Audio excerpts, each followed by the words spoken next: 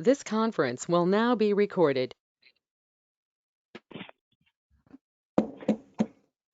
Good evening, Haslett, and good evening, Council. I call to order the Haslett City Council meeting of April 18, 2022 at 7:01 p.m. There is a quorum present in the chambers, that being Mayor Pro Tem Morrow, Councilmember Nahira, and Councilmember Ricketts. And via teleconference, we have Councilmember Robb and Councilmember Clark.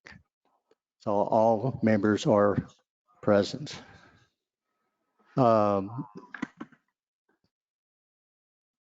If you would go, well, let's go to item 2, the invocation and pledge of allegiance. If you'd bow your head with me, please. Thank you, Almighty Father in heaven, for the many blessings you've bestowed upon our great city, Haslett, our state, and our nation. We thank you for all the many blessings and your continued guidance. We ask that you give special regard to Ukraine and foster their will to fight and be with them in their victory. In Jesus' name we pray. Amen. And Pledge of Allegiance. I pledge allegiance to the flag of the United States of America and to the republic for which it stands, one nation, under God, indivisible, with liberty and justice for all. Item 3, citizen participation and comments. Does anybody would they like to address the city council? Do we have anybody online? Nobody online. I see no one in the chambers that wishes to. So let's go to item 4. Items of community interest. 4A is Saturday, April 30th at 6 p.m. is the Volunteer Appreciation Dinner at Heritage Baptist Church. Please be sure to RSVP. We would like all our board members and council members there. If you have that time available, please attend. Please bring your significant other. We'd enjoy the time and get to just express our gratitude to all our volunteers.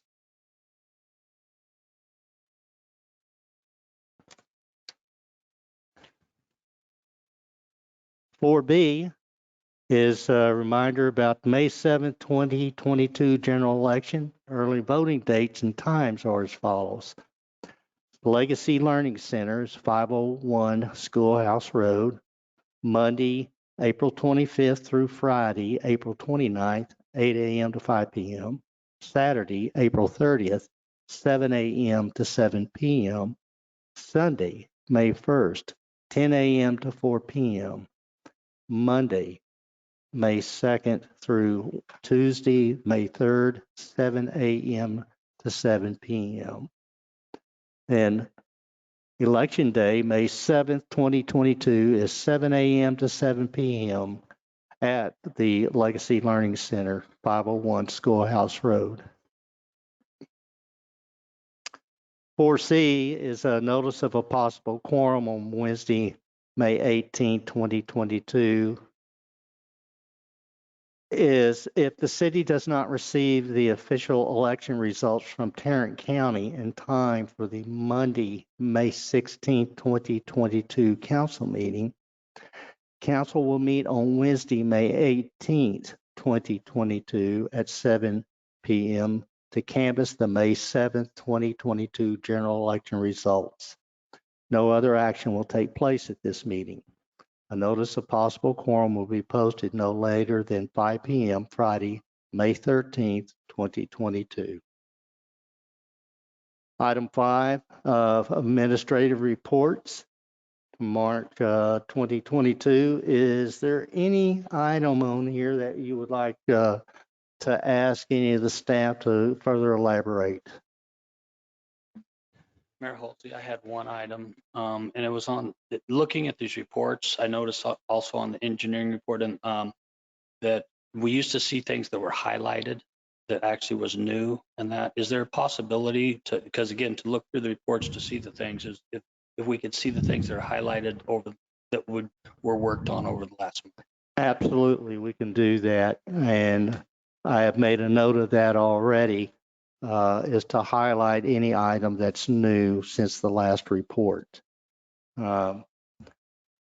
This council member Rob, I have a question. Yes, Councilmember Rob. On the engineer status report, I wonder if he could address where we are with the that new elevated storage tank that we've added to the water system. Have we accepted it yet? And what is something holding it up, or do we know what that story is? I think our Public Works Director, David Rogers, be best to answer that, and here he is. I'll ask him to come up. Mr. Rogers, would you please? Yes, sir, Mayor and Council. That tank is basically completed and is currently online in the system. We're testing out, of course, we have 90 days. We got to test and modify and check everything to see if everything's working. And then it'll be completed, final acceptance letter going out after that point. But that's what period we're in right now. And so far, it's working the way we expect it. We do have a minor adjustment has to be done, and that's in SCADA. That's just a scaling of elevations so that tanks are balanced to the same level. Very good. I just like to suggest, Mayor, that maybe when we accept this, or at some point, whatever you think is best, that maybe we make an announcement in the city water bill and maybe on the website, because this is a pretty significant addition to the city water system to give us a reserve backup to our previous elevated tank that now we can drain and maintain. That's a good idea. I do want to give Public Works enough time before you announce it to work all the bugs out. But noted, excellent idea. I had a question also on the engineer's report. It said that Blue Mound Road reconstruction was 35% complete. I was wondering if there's an estimated completion date. Mr. Rogers.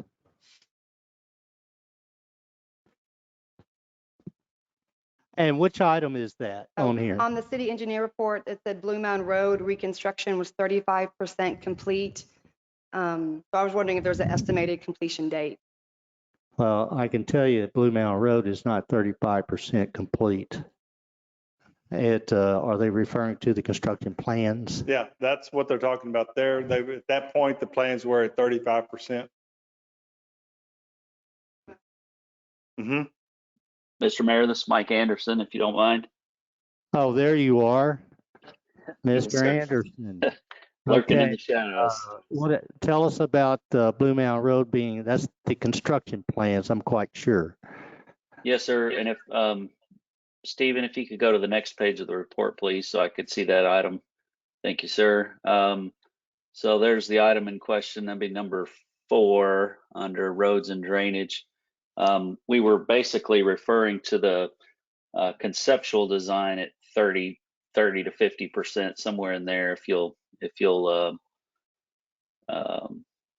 there you go. So the conceptual design is between 30 and 50%. The goal there is to determine the necessary right-of-way needs and identify all the limits of our surveying. So we're pretty close to having that wrapped up over the next few weeks, and then we'll begin the process of acquiring the necessary survey to do the actual preliminary and final design of that roadway. So the mayor and David saw the 15-foot long print at our office last week during a meeting. So they're aware of where that project stands at this point, but that was really the first time we'd had an opportunity to get some feedback from the city on what we've done to this point. Mayor Pro Tem, does that answer your question? These are concept plans where they say they're 35% complete. Yes, perfect. I wrote that down wrong, but thank you very much. I appreciate it. And also Yes, ma'am. that's the engineer status report, that column right there to the right of on the left side is the project name, and to the right is a brief description of what's happening.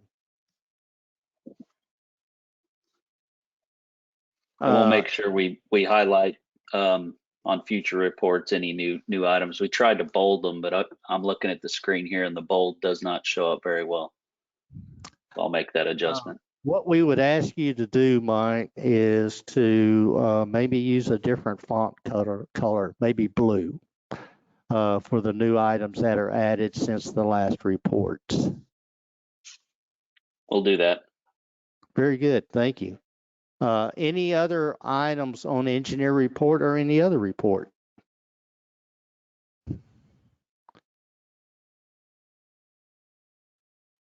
All right, very good. Mayor, Councilman Rob again.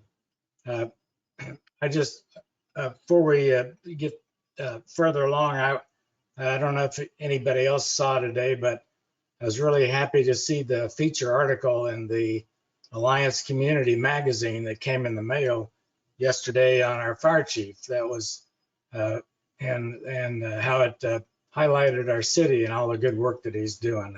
So my congratulations to the chief.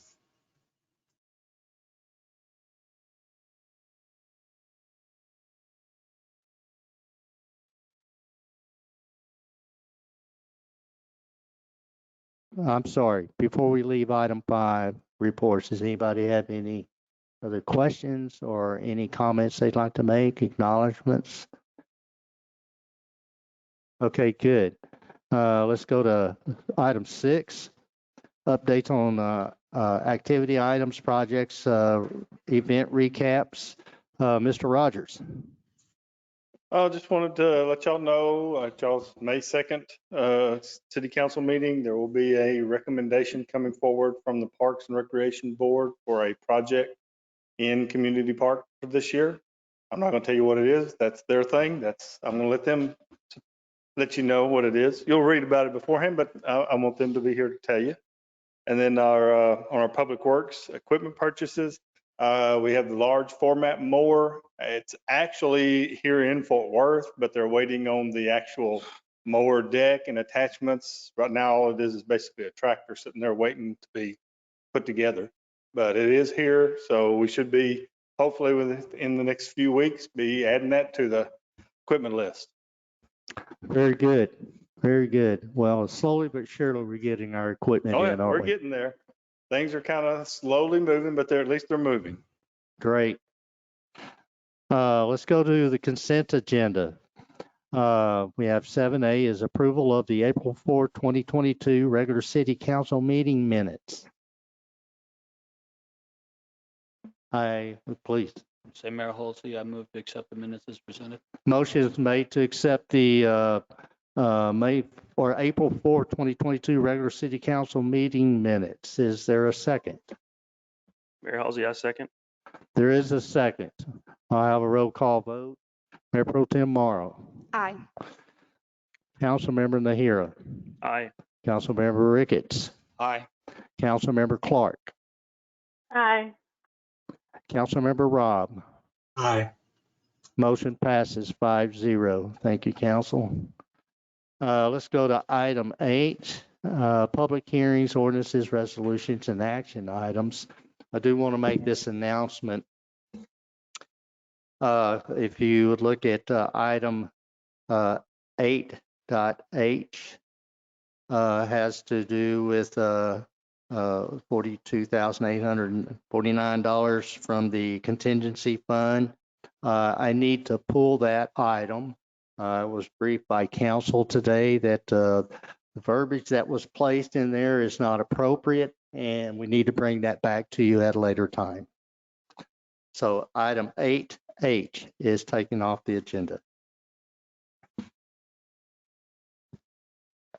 All right, item 8A, discuss, consider, and act regarding an ordinance amending Chapter 14 zoning, Article 4, use standards 4.1-1, table of allowed uses by adding truck, time fill, and fast fill fueling station under transportation related uses and subsections 4.2.5 and 4.2.6 by adding truck fill time or truck time fill and fast fill fueling station standards. At this time, I'll turn this over to Mr. Schwenke. Yeah, Mayor Halsey and members of the council, from time to time, there are uses that will come into the city that do not quite fit the zoning ordinance. So there's a mechanism to assign a new use category and where it should fit and what type of standards it should have. And this is one of them. It's a new use where the trucks will pull into an area and they'll park, hook onto a gas line, and then leave the premises. That's the time fill. And there's also the opportunity for a fast fill where they can pull up to like a filling station, except it's for trucks, hook onto the compressed natural gas, fill up, and then leave. But this other one is so that they can fill a lot of trucks like overnight when they come in, and they don't have to have just a big burst of fuel going into it. It can be slower and fill a bunch more at the same time. And then the people can leave and perhaps up to 5 or 6 hours or a day, and then come back. The truck is filled, ready to go. Originally, there were some standards that we developed, and it's in your packet, and that's what the planning and zoning looked at.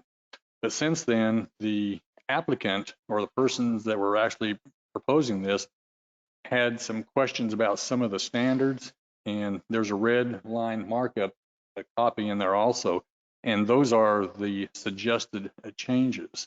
And from a staff standpoint, we really don't have any problem with it. Those changes that they would like to make, and so that's where we stand on it at this point. Very good. Thank you, Mr. Schwenke. Let's go to item 2, the public hearing.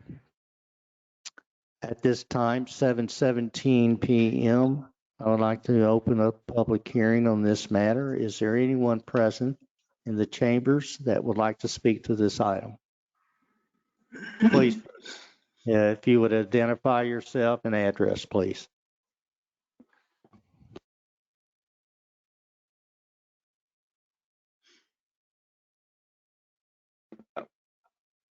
Sorry about that. Good evening. My name is Cole Weber. I work with Peloton Land Solutions, address 9800 Hillwood Parkway, Fort Worth, Texas, 76177. Mr. Schwenke did a good job of explaining the situation. So I'm here representing the developer and then the ultimate land user that's coming in for this use. Essentially, we had the pre-development meeting with Mr. Schwenke and some of the mayor and other folks, and just kind of outlined, here's what our site and what this site plan could look like.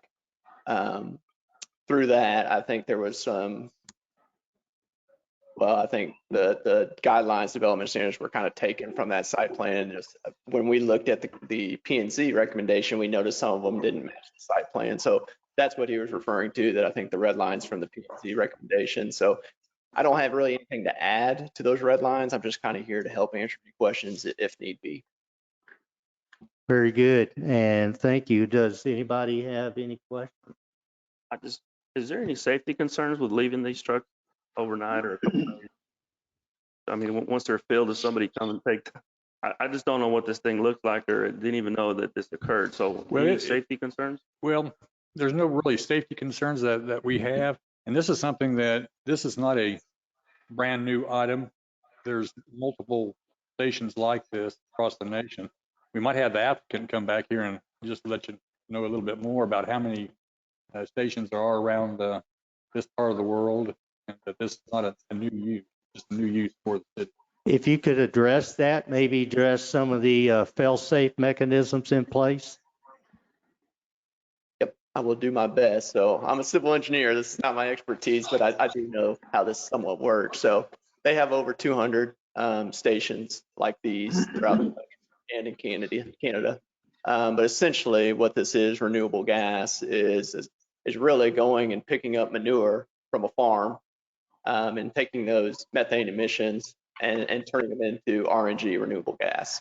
So that renewable gas is taken to these fueling stations where it's taken from a utility pipeline, just right from the right of way, just like it would to a house. And it goes to the site through a compressing station. And so this equipment compressing station has regulators, it has safety valves, that would emergency shutoffs, all of that good stuff that you're probably thinking of, and it would act otherwise like a gas station beyond that point. I can say this, having a technical background in compressed gases, not just natural gas, but these type of systems will have pressure sensors and a shutoff valve in an automatic mode. If it senses any kind of failure, or even excess flow, if it senses a predetermined amount of flow rate, then it'll automatically shut down. They're relatively very safe.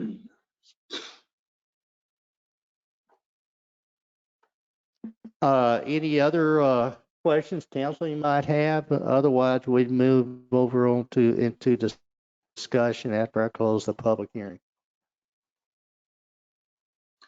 Do we have anybody online that'd like to make comment in the public hearing process of this? Mayor Halsey, this is Joe Schneider with Hillwood, if I may take a moment.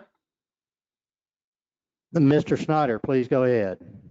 Thank you very much. Mayor and Council, we appreciate y'all's consideration of this ordinance, and we appreciate the modification of this ordinance, and appreciate all the work that the city staff and their consultants have done working with all of us on this to collectively come to a really good solution.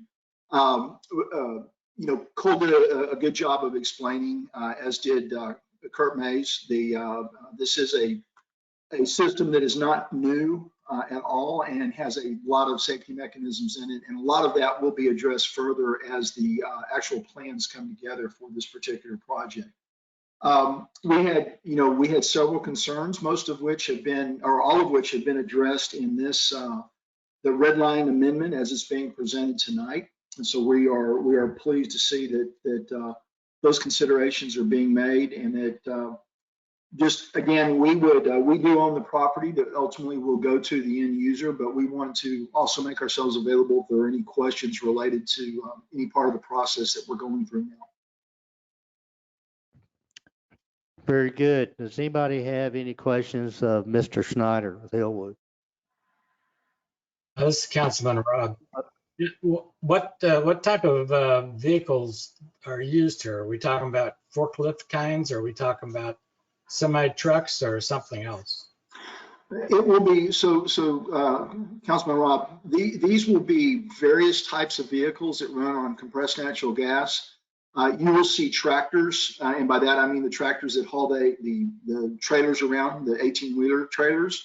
You will also have bobtail trucks that may come in there, and in addition, some of your last mile delivery type vehicles. Picture, if you will, the UPS van or the Amazon van or one of those, and I'm using those as an example, not in specifics, but one of those they do also run on this compressed natural gas that they're working towards. So it will be a series of vehicles. I will say this isn't like just you can, and they're working on a different mechanism now, but these are pretty much contract related. These are people who have contracts with this company to come in and get the fuel. It's not something where somebody just can come in off the street, go in there and fuel up necessarily at this time, although they're working on an operation to be able to do that for the public if so desired in the future.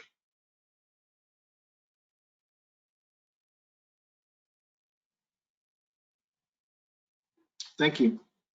Great, thank you. And I just wanted to make note, this is compressed natural gas, not from drilling in the earth, but a process of converting cow manure to usable fuel. So how green can you get?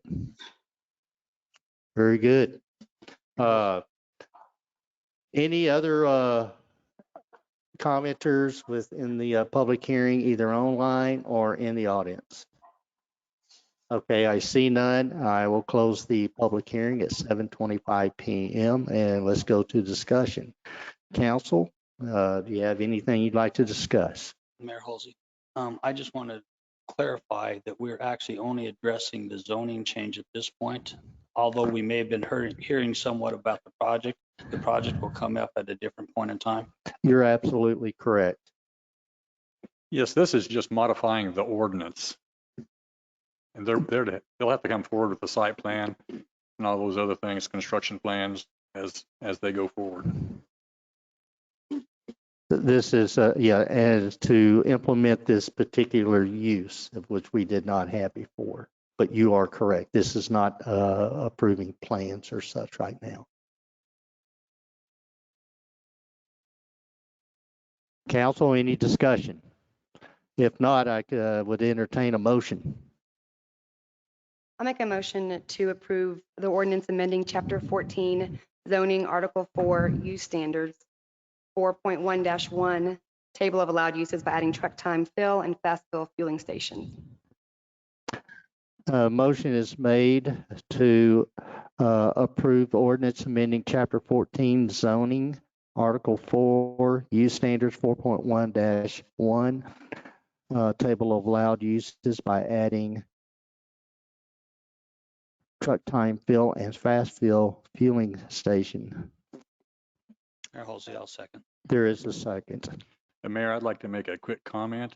You are approving the red line version. That is my assumption, and I will ask the main motioner to clarify that. Yes, I'll clarify the red line version. I'll second that. Okay, it is the red line version that's being approved. Potentially. That's the motion that's based on the red line version. Roll call vote, please. Mayor Pro Tem Morrow. Aye. Councilmember Nahara. Aye. Councilmember Ricketts. Aye. Councilmember Clark. Aye. Councilmember Robb. Aye. Thank you, Council. Motion passes 5-0. We go to 8B, discuss, consider, and act regarding an ordinance approving a specific use permit for a temporary concrete batch plant on 83.295 acres located approximately 3,000 feet north of Blue Mound Road East and approximately 400 feet southwest of Paskey Drive, more commonly known as 991 Blue Mound Road East. The property is in the Sweetgrass Planned Development District. Okay, again, Mr. Swank. Mayor Halsey, members of the council, this is a batch plan for a large residential subdivision, and it's a common practice where you actually reduce traffic loads on the surrounding infrastructure by having a few large trucks come in there and dump the raw materials, and then you'll have the concrete trucks running back and forth within the subdivision itself. So it saves a lot of wear and tear on the roads and concrete trucks lined up on the surrounding roads. And like this is a common practice for major subdivision, and the staff is recommending it, and the Planning and Zoning Commission also recommended it. Very good. Anyone has any questions with regard to the presentation? If not, we'll go to item 2, the public hearing. I opened up the public hearing at 7:29 p.m. Is there anyone in the chambers that would like to speak to this item regarding the batch plant? I see none in the chambers. Is there anyone online that would like to speak towards this regarding the batch plant? There are none online.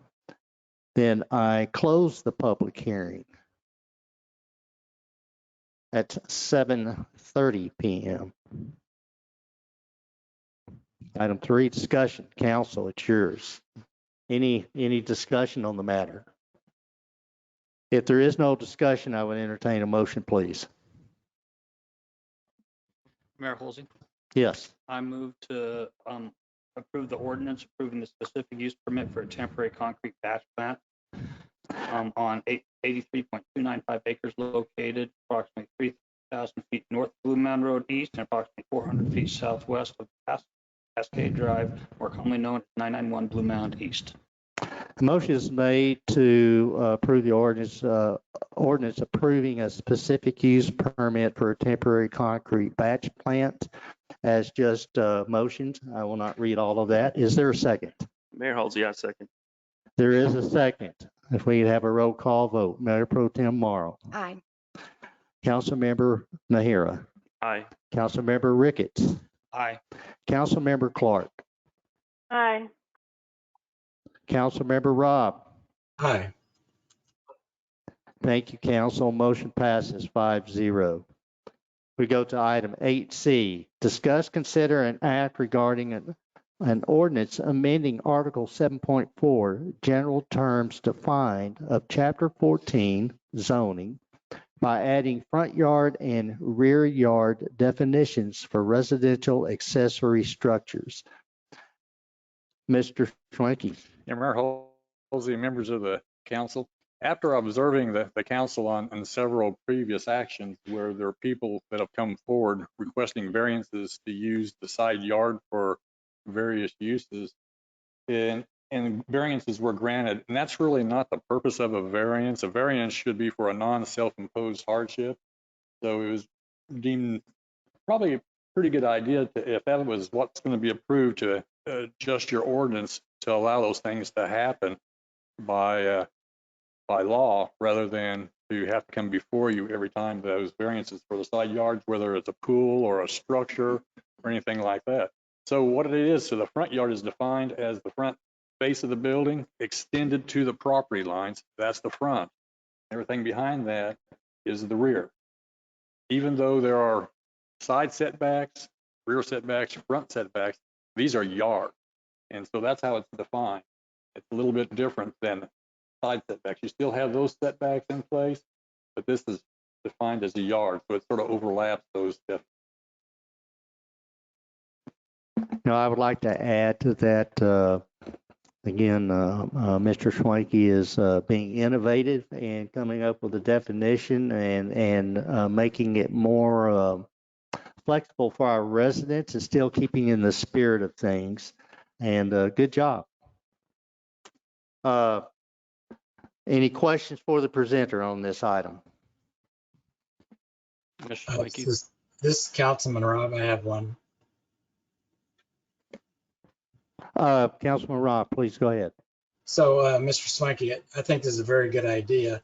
But one thing that occurred to me, and it happens often, well, let's say, in very large lots like Hugh White, where the primary structure is not oriented parallel to the front property line.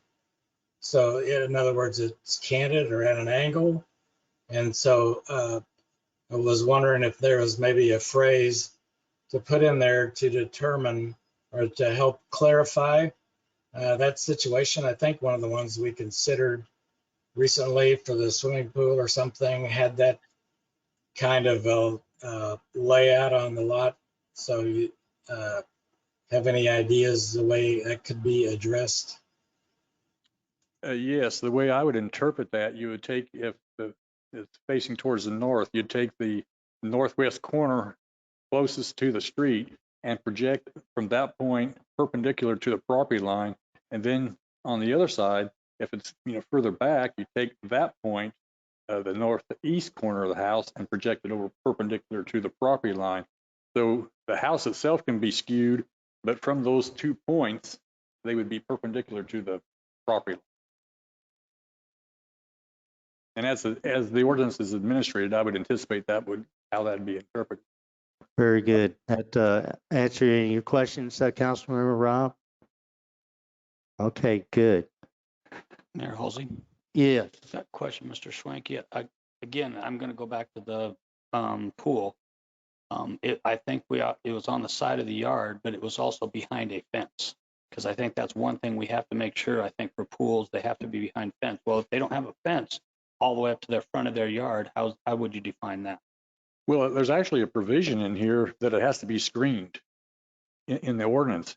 So that's really out of your control. Those things are in the building code where you have to have that fence no matter what.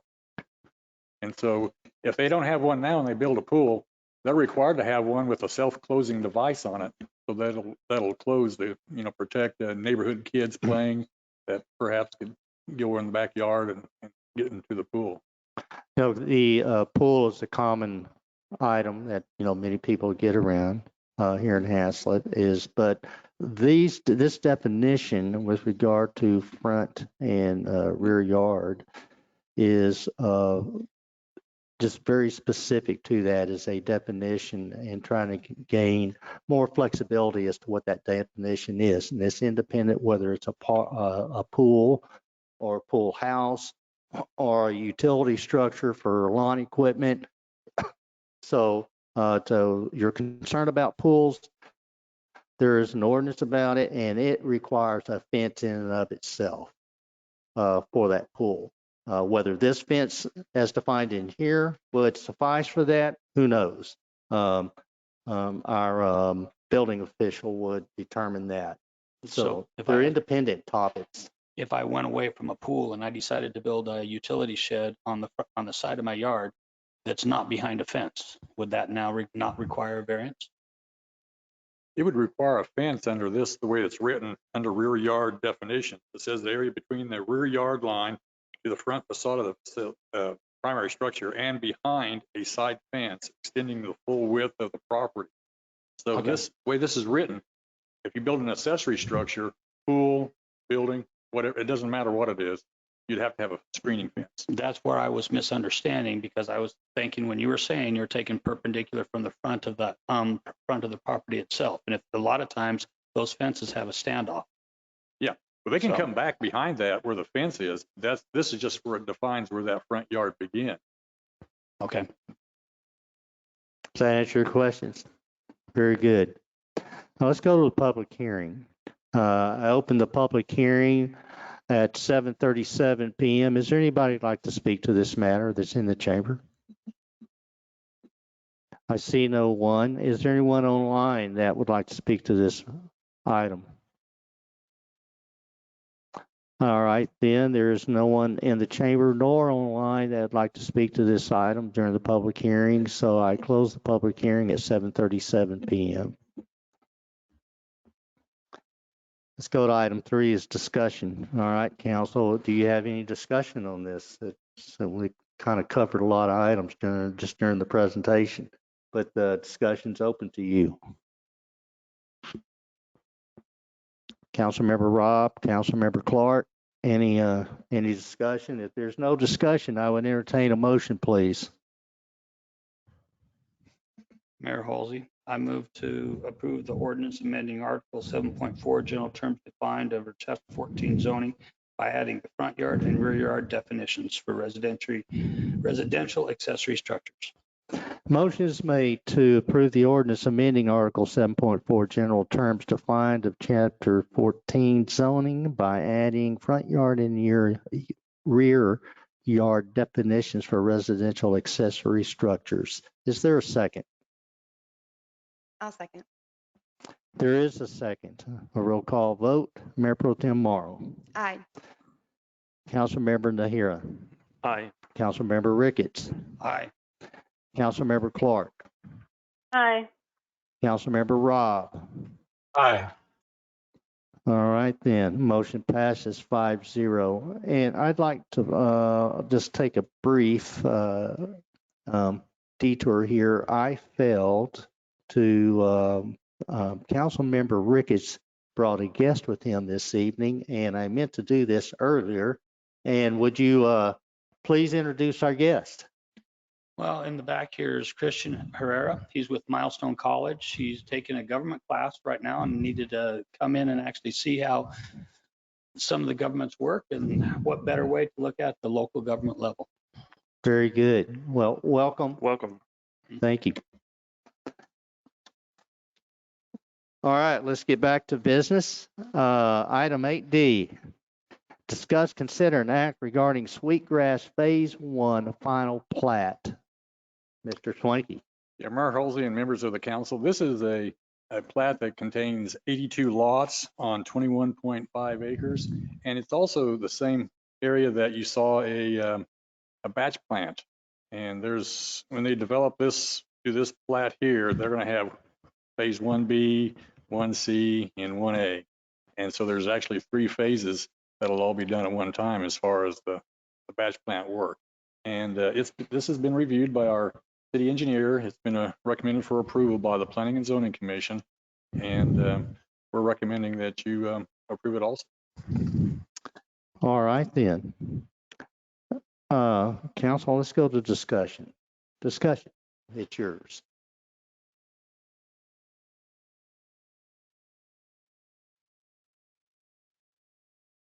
Mayor Holsey, I move to approve an act regarding Sweetgrass Phase 1B final plat. Motion is made to approve Sweetgrass Phase 1B final plat. Is there a second? Councilman Rob, seconds. I believe Councilmember Nahira had that one. He got in before you did, Councilmember Rob. So Councilmember Nahira seconds. Then we'll have a roll call vote. Mayor Pro Tem Morrow, Aye. Councilmember Nahira, Aye. Councilmember Ricketts, Aye. Councilmember Clark, Aye. Councilmember Rob. Aye. Motion passes 5-0. 8E, discuss, consider, and act regarding a site plan for 791 Westport Parkway, Lot 1, Block 3, Westport Parkway Addition. Mr. Schwenke. Yeah, Mayor Halsey and members of the council, this is a site plan, revised site plan for an existing building at 791 Westport Parkway. And what they're doing with this, the building is staying exactly where it's at. They're adding more parking, a dumpster enclosure, and changing the landscape. Some of the trees out there are very mature and they're rubbing up against the building. And so they're going to take some of those out and they're going to the inches of the trees that goes over what they're replacing, they're actually going to meet the tree fund and contribute to it. And other than that, they are meeting the ordinances, and we're recommending that you approve this. Very good, Mr. Schwenke. Let's go to a discussion. So council, it's open. Ask your questions if you have any. I've got a question. You said that they're going to provide money for a tree fund that goes to the city, or? Yeah, it's part of your ordinances where if they remove trees, they have to replace that with money going towards a park fund if they're not putting trees, replace them on the site. Well, when you go by there, the site's pretty full of trees right now, and they're actually going to plant some more trees. They're going to be smaller, different, and in different locations so that they don't rub against the buildings. You know, when you replace a 3-inch tree, but you have a 8 to 10-inch tree there, you know, there's a discrepancy. So they're going to make good on those inches of trees that they're taking. Understood. Thank you. So there is an association with the caliper of the tree that they're taking out. Yeah. Any other discussion? Councilmember Rob or Councilmember Clark? Now, this Councilmember Rob, you know, it's, it always think of this post office, very ironic. You know, we have the Hazlet post office on Schoolhouse Road, and all the people west of us who live in Fort Worth think they're in Hazlet. And then here we have another post office in Hazlet that has a Fort Worth address. So there's no wonder so many people are confused. Well, it's to keep everybody on their toes. Know where you are. So we may want to back up a couple slides to the actual thing we're looking at. yeah. A couple more slides. There you go. There we are. Very good. Any more discussion on the item? Mayor Halsey, I move to approve the site plan for 791 Westport Parkway, Lot 1, Block 3, Westport Parkway Addition. Motion is made to approve the site plan for 791 Westport Parkway, Lot 1, Block 3, Westport Parkway Addition. Is there a second? This is Councilmember Clark. I'll second. Councilmember Clark seconds. Okay, roll call vote, please. Mayor Pro Tem Morrow. Aye. Councilmember Nahira. Aye. Councilmember Ricketts. Aye. Councilmember Clark, Aye. Councilmember Robb. Aye. Motion passes 5-0. Item 8F, discuss, consider, and act regarding a site plan for 2400 Westport Parkway, Lot 1, Block A, Alliance Crossing Addition. Mr. Swanky. Yeah, Mayor Halsey and members of the council, this is a site plan for 2400 Westport Parkway, and as you can see by the location map, it's offset below the south of the Westport Parkway and also west of 35. And the post office, USPS building, is actually expanding their facility to the west, taking in a new space. And as you can see on the picture before this one, there's a lot of parking that actually has occurred behind the building in the fire lane. And they've actually, I had them add a note to the site plan that said there will be no more parking in the fire lane. It causes havoc, potentially for the fire department if they have to go back there for emergency purposes or whatever. But the real purpose of this site plan is to take some of the parking spaces out front and use those for controlled parking for their vehicles that they've been parking in the rear for their day-to-day picking up the packages and delivering them. And so they'll have some spaces that have been reserved in front of where they're leasing the space. And there are plenty of spaces in this development.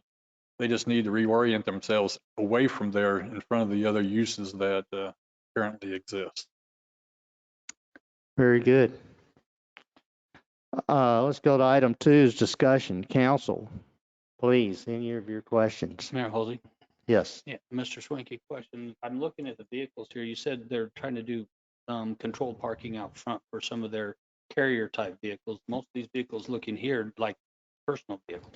Well, there are some personal vehicles, but if you zoom in on those, a lot of them they're white and they've got the USPS sticker on the side. And so they appear like personal, but they're not. There are a couple that when I took that picture, they were personal vehicles, but we just don't want any vehicles back there at all because it's just 24 foot wide. And completely understand, but then I also wonder how you're going to control that out front with controlled parking. Well, the controlled parking, it will be an area that'll be reserved for their vehicles. And I would assume that they're going to park some of their personal vehicles in those reserved spots too. So they'll have some place to park outside of the rest of the parking lot in the shopping center.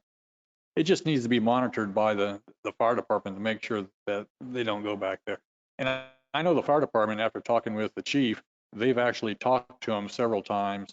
We've really been encouraging over this process. They need to park out somewhere else. I guess the question is it going to be a self-control then from the USPS? The front parking.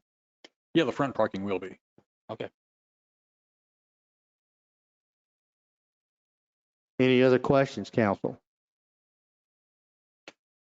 Just one more quick note that parking area that's being reserved is going to be gated off. That's sort of what I was asking, what type of controls was going to be for that parking out front. Okay. It's gated off, so only their vehicles can be in there. So post office employees only? Yes, and their vehicles. And their vehicles. Okay, thank you. If there's no more discussion, I would entertain a motion, please. Mayor Halsey, I move to approve the site plan for 2400 Westport Parkway, Lot 1, Block A, Alliance Crossing Addition. Motion is made to approve the site plan for 2400 Westport Parkway, Lot 1, Block A, Alliance Crossing Addition. Is there a second? Mayor Halsey, I second. There is a second. Roll call vote. Mayor Pro Tem Morrow. Aye. Councilmember Nahira. Aye. Councilmember Ricketts. Aye. Councilmember Clark. Aye. Councilmember Robb. Aye. Motion passes 5-0. Thank you, council. Item 8G, discuss, consider, and act regarding an appeal of denied vendor's permit to locate a vending unit on property located at 1395 FM 156 to operate as Sugar Rush Shaved Ice LLC. Mr. Thetford. And Mayor, members of the council, we have received a vending permit application to place a vending unit for the Sugar Rush Shaved Ice snow cone stand, the trailer at 1395 Highway 156 South. This is between the Dollar General and the Bagby building. Everything checked out with the vendor permit except for the fact that they want to leave the unit on site for the duration of the permit without removing it. Only they would remove it to take to the commissary to dump the drains and everything else, but it would mainly always be at that location. The vending permit ordinance actually requires them to remove it. So the only avenue of relief for leaving it on site would actually be an appeal to the city council, and they have filed for an appeal. The applicant is present tonight. Do you have any questions? Very good. Would the applicant please step up and address the council? Please, your name and your address. Hello, Mayor and Council. My name is Mahaley Mack. I live at 439 Blue Mound Road East, Haslett, Texas, 76052. Please go ahead. Any comments you might with regard to your appeal? Okay, I've operated my business in the ETJ for 4 years now on Blue Mound Road East. And for the last 2 years, I've tried to find a place that I could lease within the city limits, because as you all know, Blue Mound Road East is really overcrowded. And since we cater to mainly families, we felt like there were some safety issues with people pulling in and out of our parking area, even though within this amount of time, it's been able to contain all of that traffic pretty well. So just in March, Miss Ivy from Bagby Real Estate contacted me and said that she would offer me a 6-month lease on that property. And we were thrilled. Not only do we have a safer entrance and exit for all of our customers, but we also have restrooms, because you guys know little kids always need to go. And it has been very well received by our customers, and we're thrilled to be there, but it has created some hardship moving it twice a day. And one instance that happened to me recently was pulling the trailer, and it came unhitched from the truck, and I drug it through the intersection at Blue Mound Road East and 156. It's just one of those things, sometimes when you connect a hitch to a ball, it doesn't connect properly, even though it looks like it seats well. So of course I was panicked, but it worked out okay. I caused my own damage to the trailer, but I'm just really hoping that you guys will see fit to let us keep that on site for 6 months. That would end in October. And the times I would need to remove it is to dump the gray water tanks to our commissary in Fort Worth, and then we would bring it back and put it right back in place. So this is to October, the end of October? I believe it's October 1st. Okay, very good. Yes. And so this, you're asking very specifically to be able to leave the trailer on site. Yes, sir. Until that period of time. Yes, sir. Okay, very good. All right then. Let's go to item 2, discussion, and it's yours. Ask any questions that you may have. I have one question. You said you'll take it off-site to dump. How often will that take place? Well, so far we've been in operation since April 1st, and we haven't had to dump the tanks yet. They're basically just hand washing sinks, and since we have access to the building, we're doing a lot more hand washing inside as well. So the tanks are about half full now. I would guess probably in another 2 weeks, when it starts getting warmer and we have, a lot more customers, a lot more hand washing, we'll be dumping more frequently. Yeah, I've been to your location on Blue Mountain. It is dangerous, and I think it's a good location where you're at. I don't see an issue with it. I think it provides a good service to Thank you, families. sir. So I'm in favor of it. Thank you. Is that a motion? Are you making that a motion? No, this is, I guess we're in discussion now, comment? but I Okay. will, I certainly will make a motion if you want me to now. Well, you can make a motion anytime you like. Maybe there's some other discussion that someone else wants to say something. I just wanted to bring up, and it's more for Mr. Tefford. I think that I read in the all this backup paperwork too that this has been done before with other items and allowed the variance. Yes, sir. This is probably I think the fourth time that this has occurred and it's passed.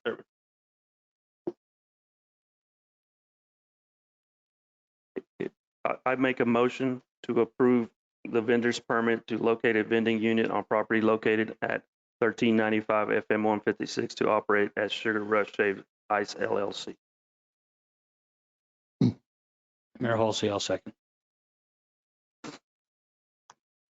I just had a question. How should this motion be made? In that, is it to approve the appeal? Is that what we're doing? Yes. I would ask the second and the main motioners to rephrase their motion to grant the appeal. Mayor Halsey, I make a motion to grant the appeal that denied the vendor's permit to locate a vending unit on property located at 1395 FM 156 to operate as Sugar Rush Shaved Ice LLC. Motion is made to grant the appeal for the vendor's permit to locate a vending unit on the property located at 1395 FM 156 to operate as Sugar Rush Shaved Ice LLC, and more specifically, to leave that in place without removing it. Is there a second? Mayor Halsey, I will second. There is a second. I'll have a roll call vote. Mayor Pro Tem Morrow. Aye. Councilmember Nahira. Aye. Councilmember Ricketts. Aye. Councilmember Clark. Aye. Councilmember Robb. Aye. Very good. Thank you, council. Motion passes 5-0, and congratulations. Mayor, Council, thank you very much. Thank you, Mr. Thetford. All right.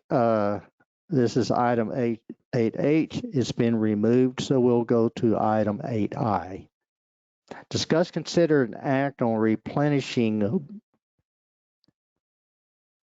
building repair account under Public Works budget in the amount of $4,200 from the general fund contingency line item due to the community center roofing shingle upgrade to class 4. Mr. Rogers.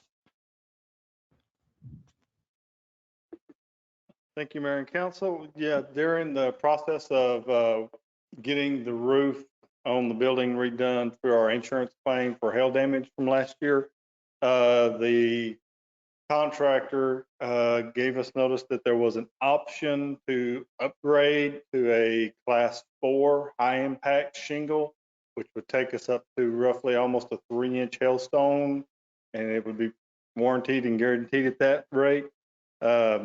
And so to do that was an extra $4,200, which could possibly be reimbursed by TML because it will improve our insurability rate on the building. But we won't know that until this process is all done, wound up, whether they'll actually grant that or not.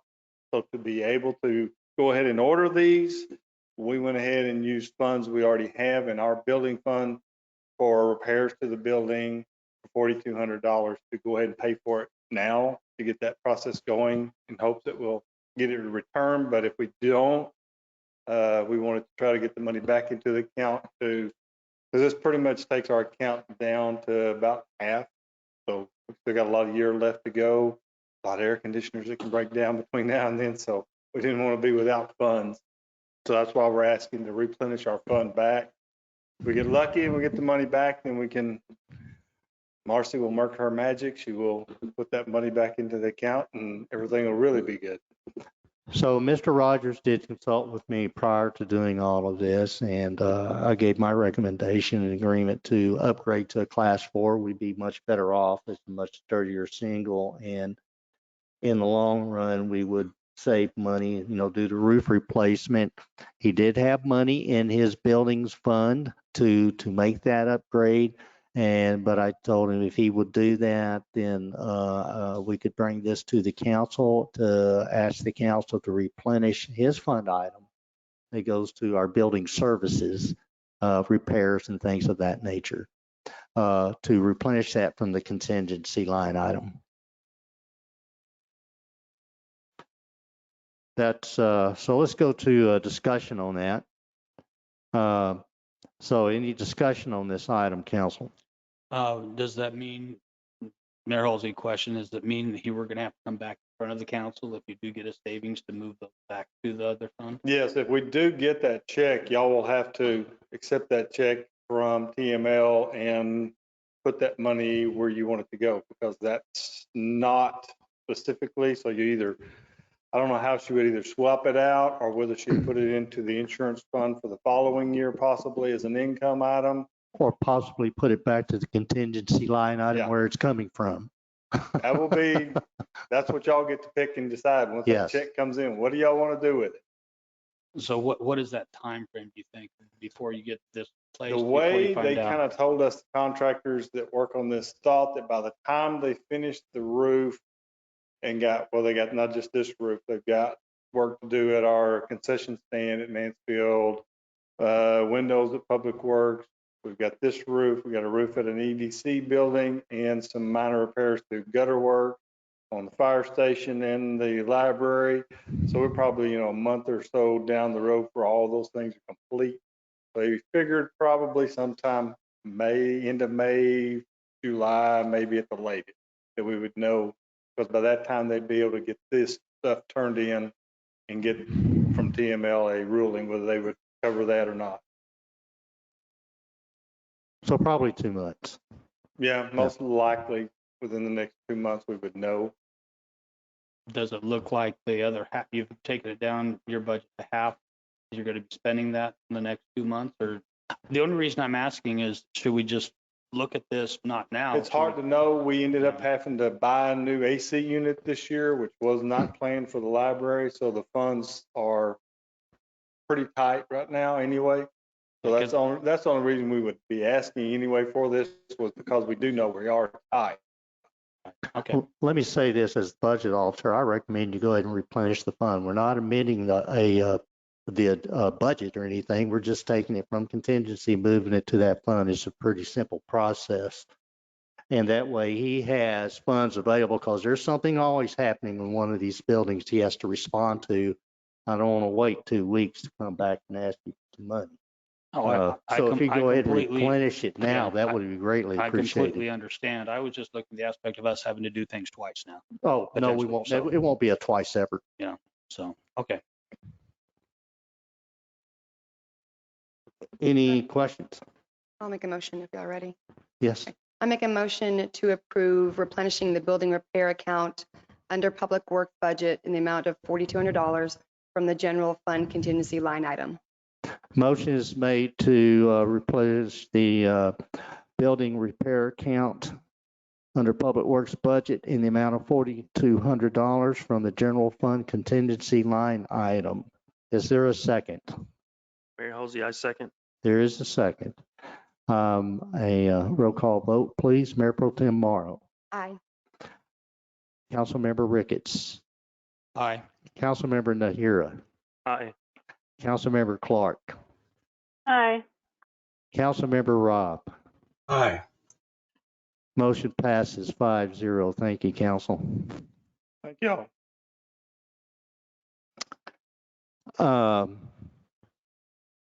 I would like if we could take a just short 2 to 3 minute recess, just for necessities. And it's 8:05 at this time, so if we could be back in, let's say 5 minutes, okay? 5-minute break. We'll reconvene at 8:10. Thank you.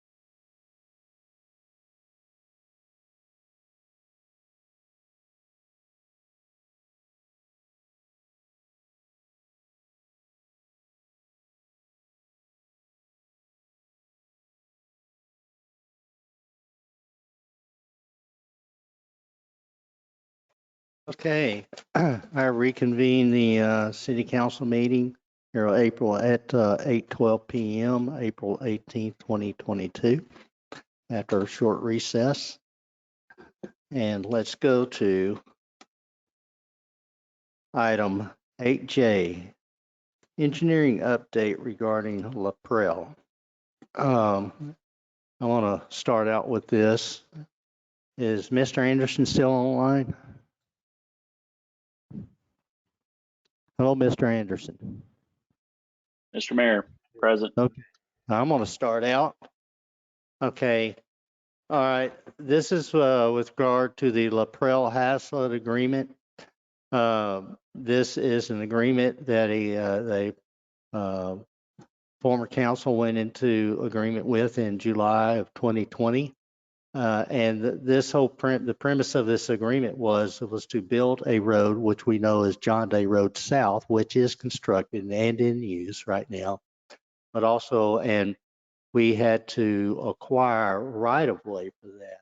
In exchange for the right of way, an agreement was made that they would, if the city would run sewer and water to that property, they would give that right of way contingent upon the city pays for the road, the city pays for the water line and the sewer line installation to the property as well. And that also an important aspect is that it forgoes any measure to recoup the cost of those lines or the road.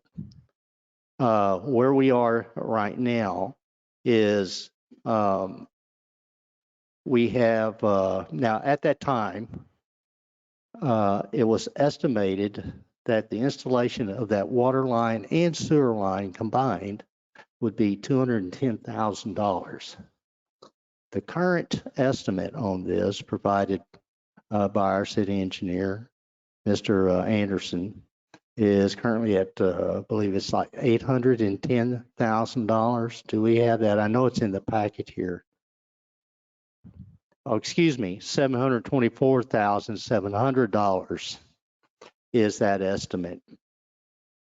So our current budget is $283,135.50. We did have some expenditure with regard to engineering and BNSF. So that leaves us if the next page, please. We have a $441,000, $464.50 deficit with regard to that project. Right now, that far exceeds our contingency line item. But also supplied to you is a timeline of the duration of this project, and that timeline would be, do we have that in the packet?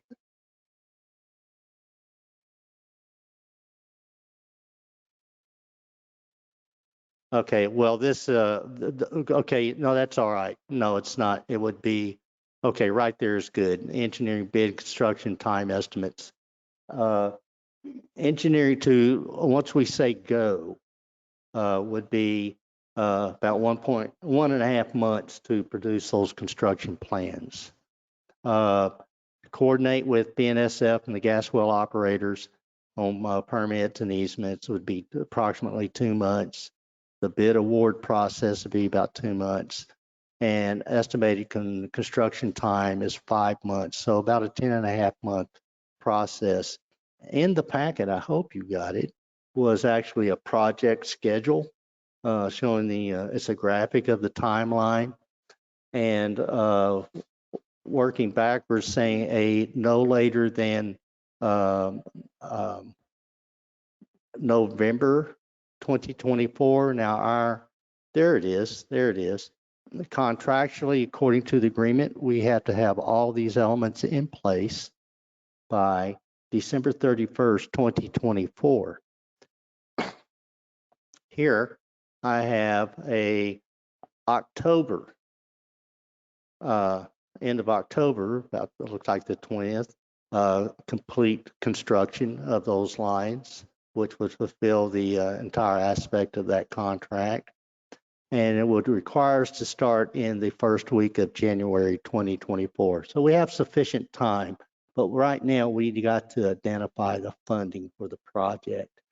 That's it in a nutshell. So I know that the council had requested this update to be on the agenda. If you should have any questions, please go ahead. And Mr. Anderson is online to answer anything that you may have of him. No, I just want to say thank you because this is great information and it does give that timeline. So it's much appreciated to just revisit it again. So thank you. I know that Councilmember Ricketts had interest in it as well. That you have any particular questions regarding this? No, Okay. not really. I think I'll defer, and I may have come back with some additional questions. Sure. In the next month or so, we'll be incorporating this particular project. It's a capital project. We need to identify funding, what vehicles we're going to use. And we'll also be incorporating other capital projects. We'll address it holistically. And of course, some will have prioritized, some need to be in the ground sooner than others. And we'll address that all try to address it once as we prepare to go into this budget cycle in coming months. That was that's the presentation on this project. I just wanted to assure you we are, the road is built, has been for some time, serving a good purpose. It's the water and sewer line we have not pulled the trigger on, primarily wells due to funding. We don't have it identified in our budget specifically, so we need to make adjustments for that. Councilmember Rob. Yeah, this is Councilmember Rob. I think it is in the budget. I think there's about I think originally there was like $320,000 in there and Fund 25 for this. I think we spent some of that down doing other stuff, but it is interesting that the original estimate, I think he said 200,000 and something, but on the July 6th, it said, which is number 3 on this page here, 337,000. And I guess things have really skyrocketed now to over 700,000. So. Oh, okay. I did say 210. And I came across that $337,000 Friday, right before we posted that out. So 210 had been in my head for a while because I had a lot of documentation that, of course, we had to go back in history to grab all this stuff to put it together. And I did I'll say the last hour, I did come across this $337,000, and that's what I wanted to report. Thank you for bringing that up and identifying that. But we did not have that in the budget. So that was in the prior year or this year.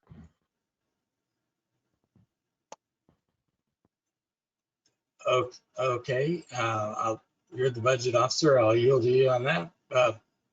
While we're talking about this funding, though, on the next item, and we'll get to it, but there's another discrepancy, it looks like, in that it calls out 441,000, I believe. I guess you'll see in a minute. So I'm not sure if was the 700,000 estimate. And you talking about the next agenda item or an item here in this report? No, it's in the next agenda item. There's a third number for this project. Okay, we'll bring it up at that time if you would. Okay. We'll identify it there. Any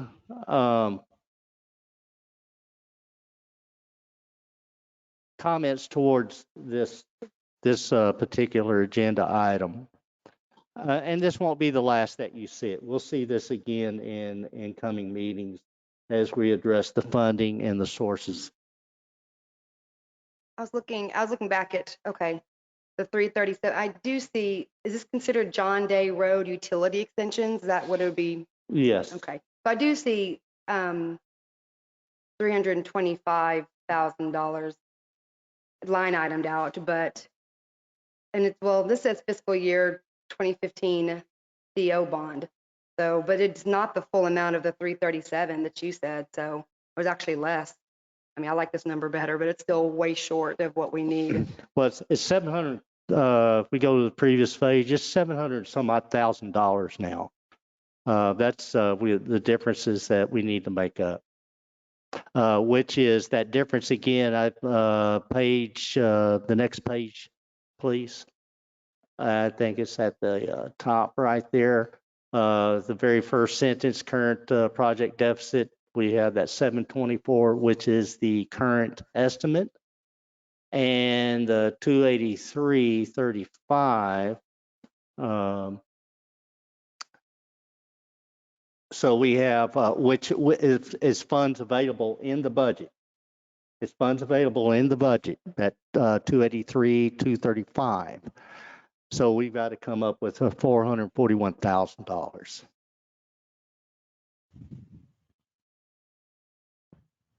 So when I say it wasn't accounted for in the budget, the full funds who built this is more particularly what my statement is. Just a quick question. Why was it so much under budget? I guess why is the deficit so big? Was it just miscalculated, or what happened? I know material costs have gone up, but have they gone up this much? Well, I don't think it's the price of PVC pipe all in and of itself. We could spend a lot of time trying to trace that out as to why. I'll just say there's a better use of our time. What does it cost? What is the estimate now to get it constructed? And how much do we have in the budget? We have $283,000. How much do we need to come up with? $441,000. As to trying to go into forensics, explain why there was such a difference, I didn't go there. And the reason I asked is so it doesn't happen again. So we, do a better job of budgeting this thing, so we don't get a big right now, surprise. we never did find, none of us did. And there has been probably 4 of us working on this over a period of a month, and no one ever found a cost breakdown. It just cited these numbers. They started out, we had documents at $210,000, and then we came up with this $337,000, and it's just a casual mentioning. Oh, here's what it cost. There was no cost breakdown of what this is. We have a cost breakdown in here, don't we? Next page, maybe. Let's see, project or construction cost. Yes, that one right there. Okay, here's a construction cost breakdown that never was discovered in any of our archives or current folders or anything. But this is what we're looking for, is to try to substantiate cost on project. Mayor Halsey. Yes. Just a question. And it is what it is at this point. I understand what we're having to look at the deficit and everything too, but it's interesting that it would be, and I mean, maybe lessons learned for us to look backwards on, that we didn't get any impact or any type fees off of the Laprelle.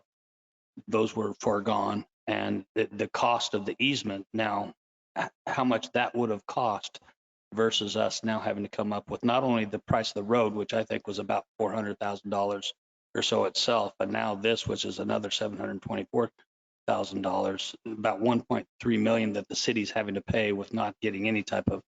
Well, you're right about that. I mean, in retrospect, it would have been much, much cheaper to have purchased the right of way for the road and build the road, and you're done. and any development that would have come along would have paid themselves to extend these water lines and this sewer line to this property, plus they pay an impact fee. But it is what it is. Can't reverse any of that. So yes, there's lessons learned in everything we do. It was interesting to some of the documents that were going among the staff and the trust is that the right-of-way for the road was estimated value was $210,000, and it was just very ironic that the construction cost to install those water lines was $210,000. So it appeared, probably as council was presented with, that, oh, this is just an even swap. Well, it has turned out not to be an even swap. So I would, and going first, going into the future, anything that like this that ever may rise again, which I am not aware of, just purchase the right of way and be done with it, and get on about your business. Nonetheless, that's the recap. We have very sufficient time. I'm confident we'll find the 400. We'll identify where the $441,000 will come from, and we'll honor this commitment that the council had made. Any other questions on this item? If not, I'll move on to item K, which is capital projects. Okay, let's go to item K, is capital projects, and it'll be like presentation. I'm going to start out. Council Member Rob, you said you saw an error somewhere in the capital projects presentation. Not on this page, but where we talk about the cost of projects. But if you go to that number. So yeah, okay. So yeah, for the LaPrel, it's 441, but now I think you just explained where the 441 came from. So I get Okay. it. So Okay, understood. Yeah, and that's the difference of today's cost versus the estimate back in 2020 okay. that we got to come up with the difference of to fulfill this job. Right. Okay. Got it. All right then. Do we not have the capital projects list? Okay, well, that's one. That's our current budget. There's another one. There we are. There's one right there. So that previous page that you had and this one I'll talk to first. Okay, you've seen this list before. It was been presented, I think, probably since about 2019, at least, maybe 2018. It is the capital improvement Advisory Council report on infrastructure requirements, and these are projects that are used to calculate our impact fees. These have not changed since then, and there's none taken off the list since then. So these have been here for a while. And if you look down at the bottom, we have bottom left is approximately $26 million. And on the right, you got 9.4 million. And at the top, there's a cost and eligible cost. The cost column, which is that total of 26 million, is how much all those projects are going to cost. Eligible cost.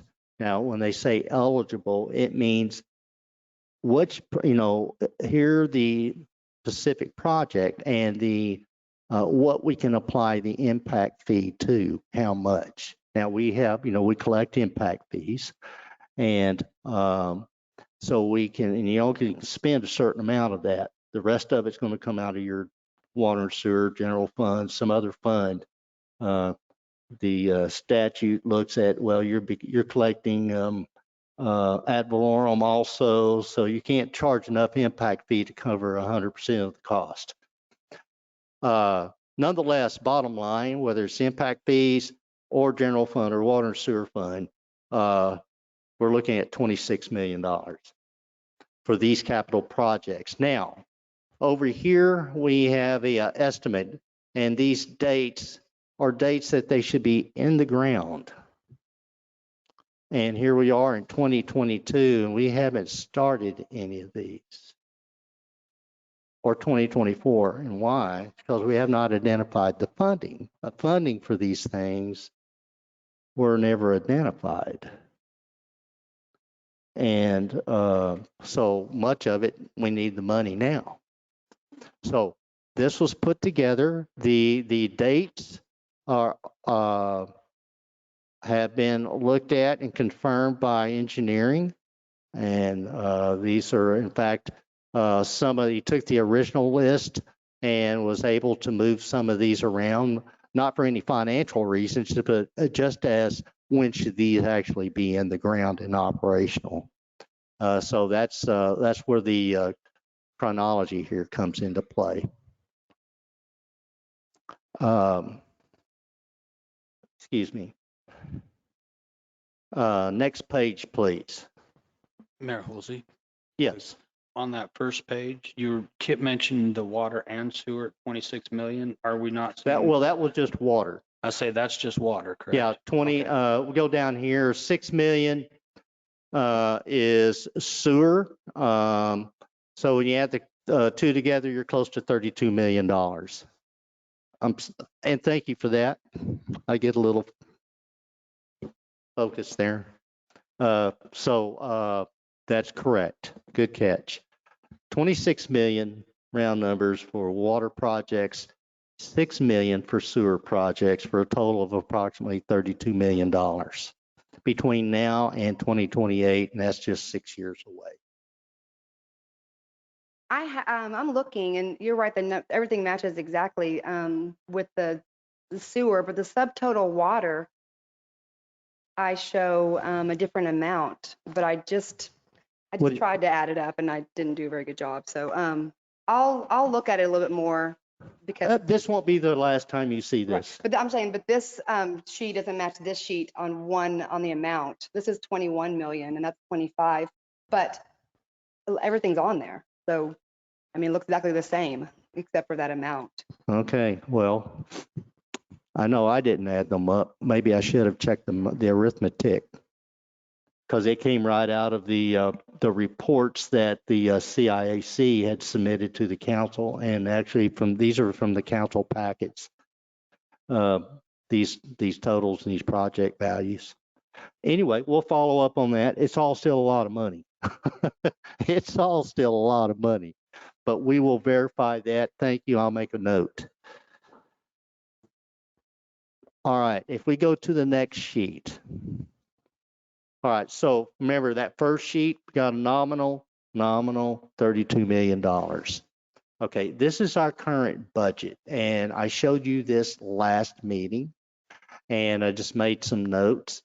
Here we have this, the South Pump Station, and when we made the budget, we were operating on engineering estimates at that time that maybe weren't as refined and had the cost breakdown to account for everything. But what we have is we have a $2 million shortfall for this project. The previous numbers were taken from previous engineering estimates. Right now, we do have a $2 million shortfall on that one.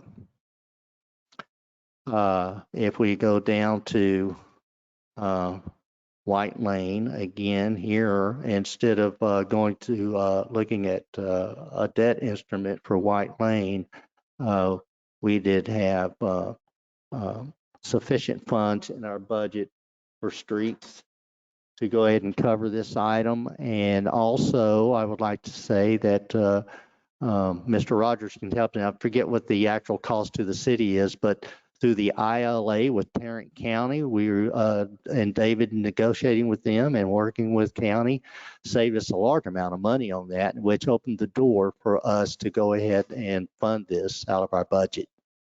Good job. If you scroll down to that page.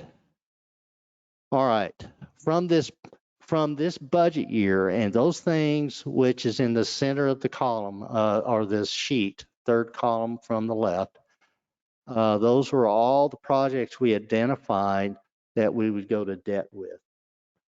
And making these adjustments, identifying the $2 million shortfall on the pump station, and taking the White Lane out of the debt issuance, we have $3.5 million here of projects that we were anticipating to go to debt with. So if you're keeping numbers, you got 32 million.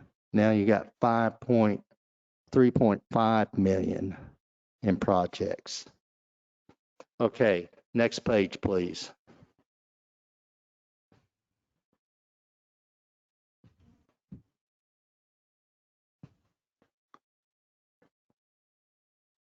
All right. Well, go up to your where you had the attachments. Okay.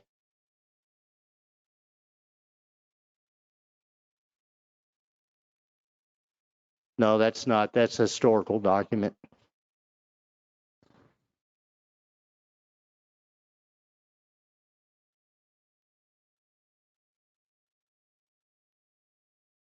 Okay, let's go to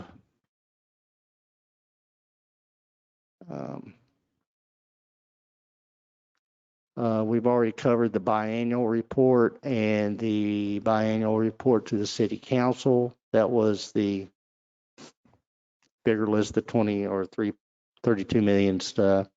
We have report preliminary update by BAI. That is the update with the dates that click on the physical budget year 21-22. Okay, that's not it. I had another sheet in there that totaled all these projects together. Can you skim through there? I thought I saw it earlier. It is a, hold on. Okay, back up. No, that's not it.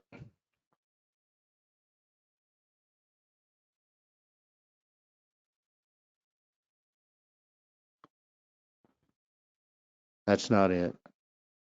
This is a summary sheet that we wrote, having all these projects on here.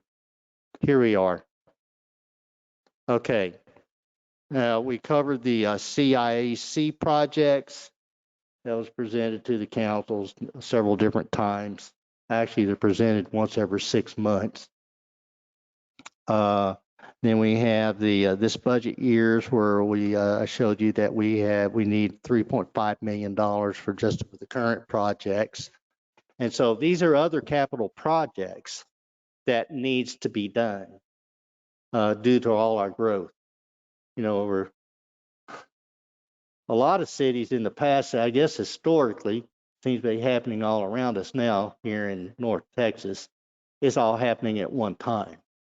Historically, cities have had the pleasure of growing over time. We've grown instantaneously. Well, the funding need precedes all our revenue is the problem. So, but here's other capital projects necessitated by population increase. Blue Mound Road East construction. We were talking about that earlier. That it would be from Harmon Road all the way to FM 156. That's estimated $10.9 million. Public works facilities of any department that's growing over time, you know, that we're somewhere between 2,000 and 2,500 right now, and we're going to be easily at 8,000 in just 6-7 more years.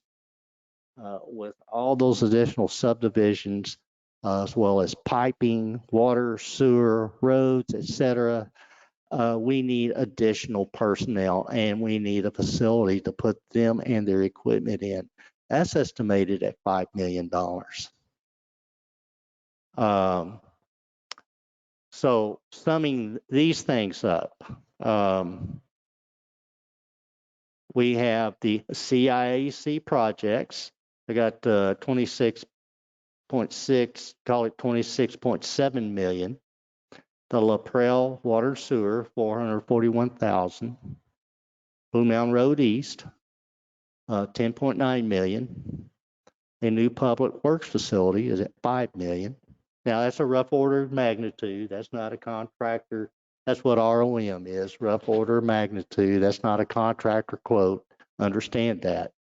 Also, fire station expansion. We're going to need to bring on other firemen as well with this kind of population. You know, long term, we're looking at, to hire 6 additional full-time firefighters. The key, that magic number puts us into an automatic local agreement with Fort Worth. You know, right now we have a contract with them. They respond very specifically to the west side of the railroad tracks of Haslett. When we get this interlocal agreement, we would be working as one large unit, Fort Worth and Haslett, and they will respond anywhere in Haslett, anywhere.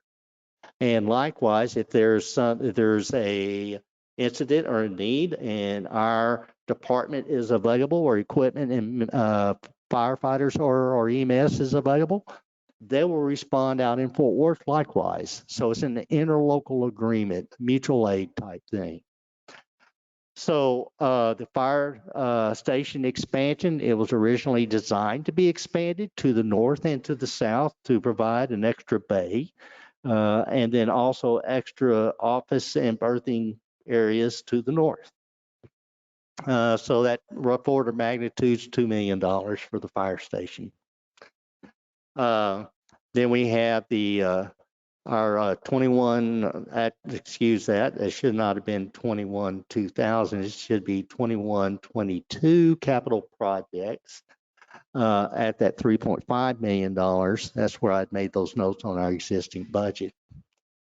And so that gives us right now, with what we know, total capital projects of $49 million. A lot of projects. Mayor Halsey, just also, I think you're saying that CIAC project's $26.7 million. That was just the water once again, wasn't it? That's just water. Yeah, so this total is about $6 million shy for the sewer. You know, you're correct. Shannon can attest. I'd worked many hours.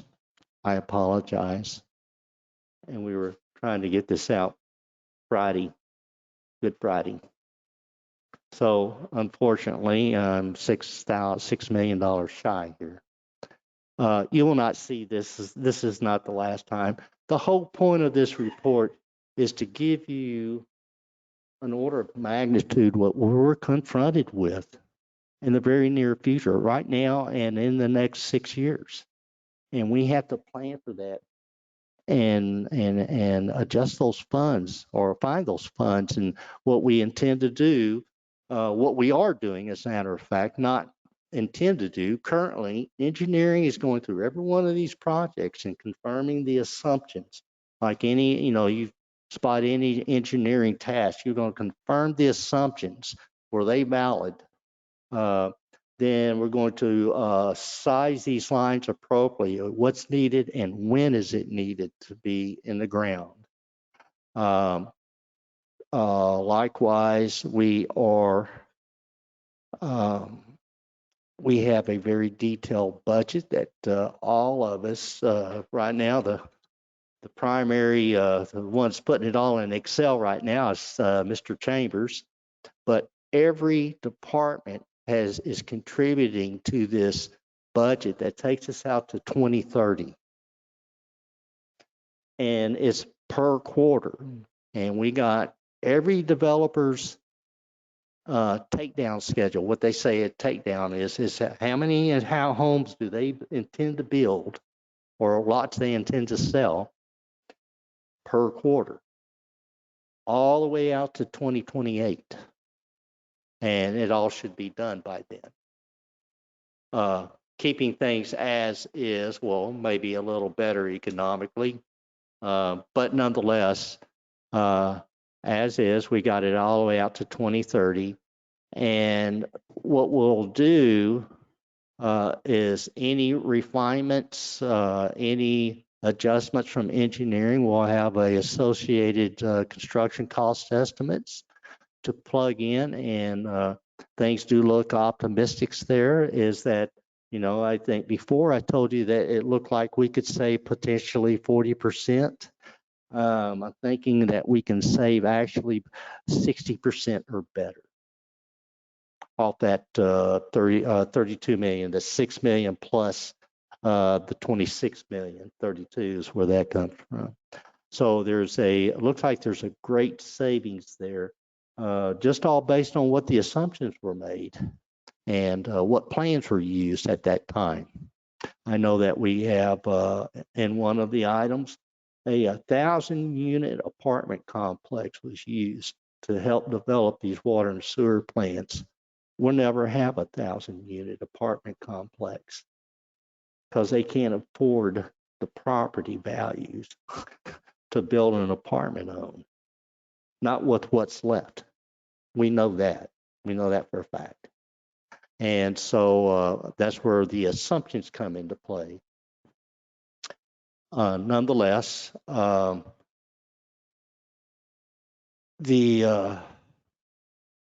acquire more definitive cost on all our other capital projects, such as the other projects needed, but the Blue Mound Road estimate's pretty firm. It can only get firmer, but when a contractor bids it, but we're using current pricing. We'll incorporate all the known capital projects and cost in that multi-year budget.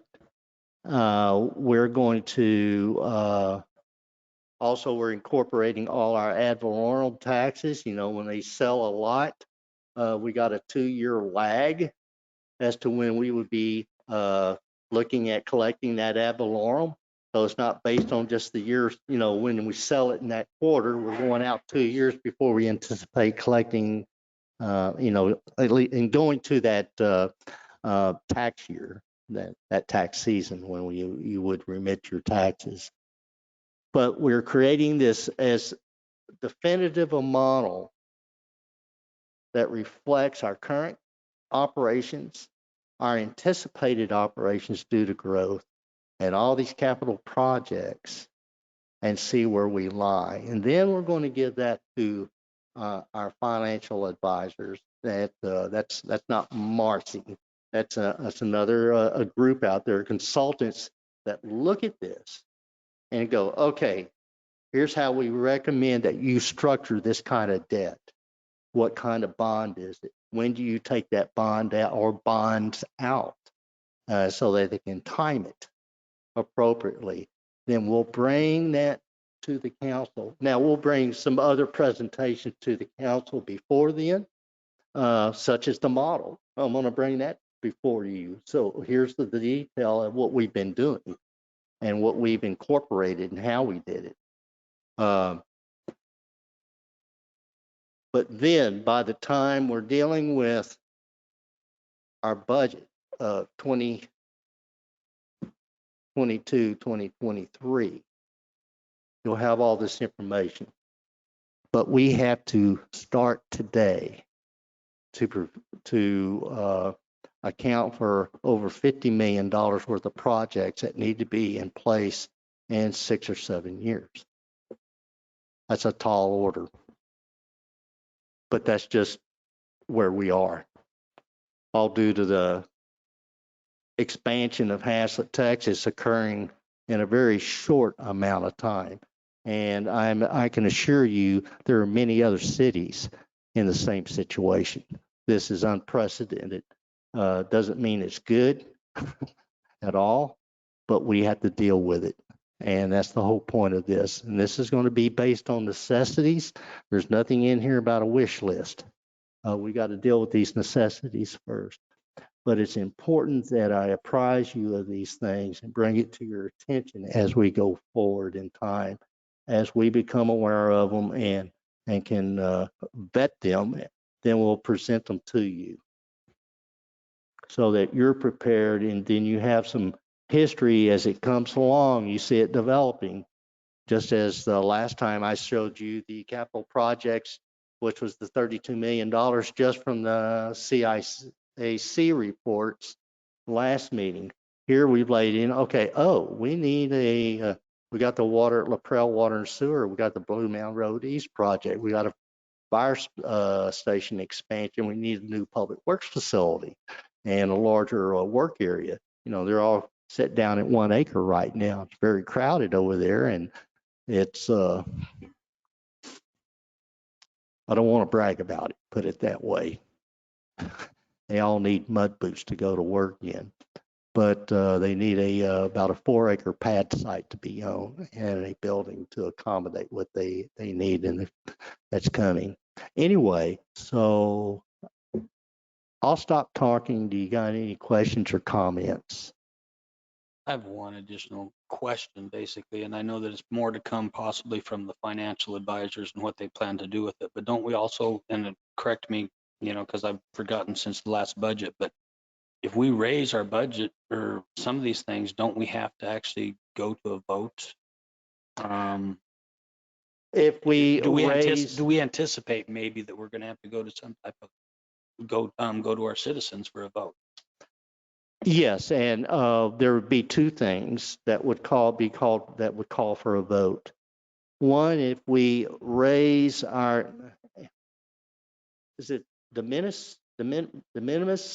Remember last year we fell in this unique range. We were below 8%. We were above the 3.5%, but certain conditions existed that we did not have to go to a vote. So, and it's likely that we'll fall into that category again this year. But if we had to go 8% or greater, no matter what, you have to go to a vote to the citizenry to approve, to get approval to go that high. Now, what is that? 8%. That's 8% of the revenue above the revenue you collected last year. It's 8% above that. Such as, right now we're limited to, you can increase the tax 3.5% above the revenue you collected the year prior. You look concerned. I'm sorry, I don't remember the details of, I think it's a Senate Bill 2 that lays all this out, and I don't know all the mathematical details. I'm just following along with what you're saying. Well, it's not like if we had 20 cents on the, or a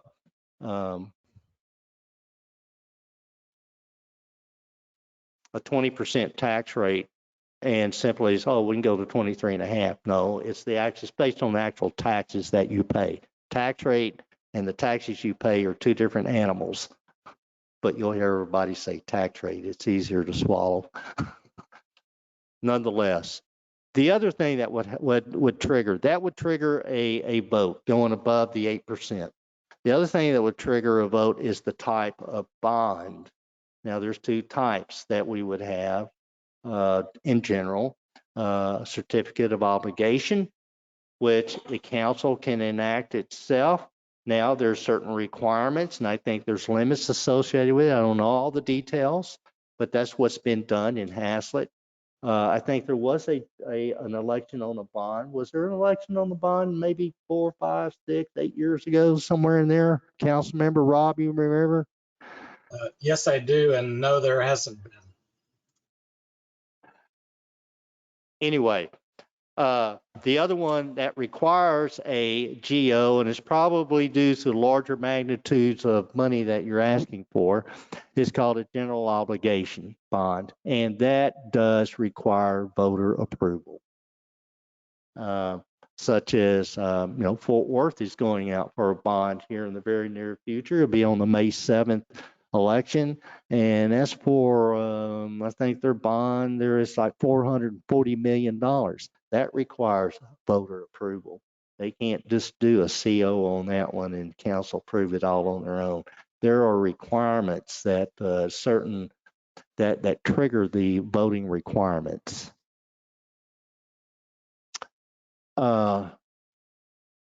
So this is what we know at this point in time.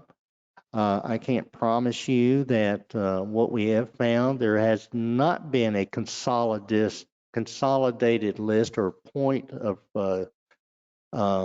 record keeping that where we need that capital project over there. We need that one over here. It's a consolidate or a point of recording of these projects and an estimate of their project costs. And we've been incorporating a lot of things, using a lot of lessons learned over the years and consolidating these things and putting them together so that we're not surprised. We can't, no longer is the day.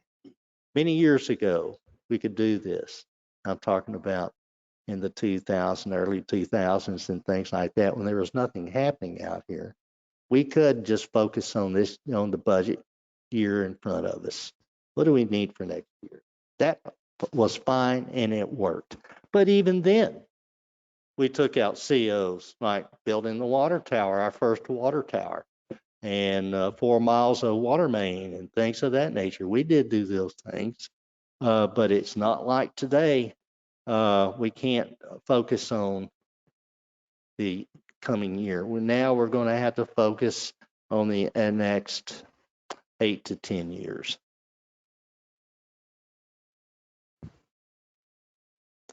And that's my story, and I'm sticking to it.